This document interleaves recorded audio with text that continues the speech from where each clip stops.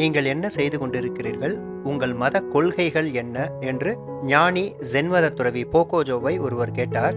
நான் சாதாரண வாழ்க்கை வாழ்ந்து கொண்டிருக்கிறேன், என் கொள்கை இதுதான், பசி எடுத்தால் சாப்பிடுவது, தூக்கம் வந்தால் தூங்குவது, அவ்வளவுதான் என்றார் ஞானி.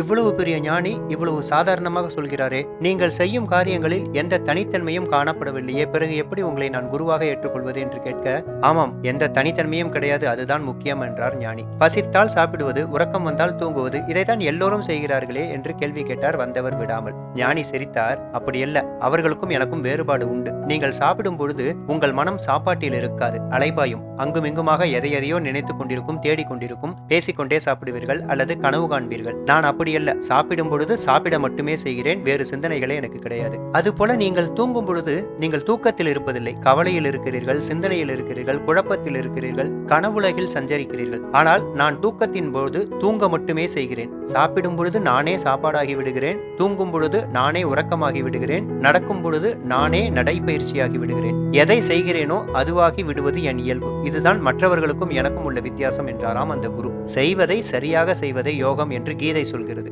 செய்யும் தொழிலில் ஒன்றி விடும் பொழுது அது தியானமாகி விடுவதோடு செய்யப்படுவதும் முழுமையாக அமைந்து விடுகிறது. அத்துடன் செய்யும் தொழிலின் பாரம், துன்பம் எதுவுமே இல்லாமல் போய்விடுகிறது என்பதுதான் உண்மை.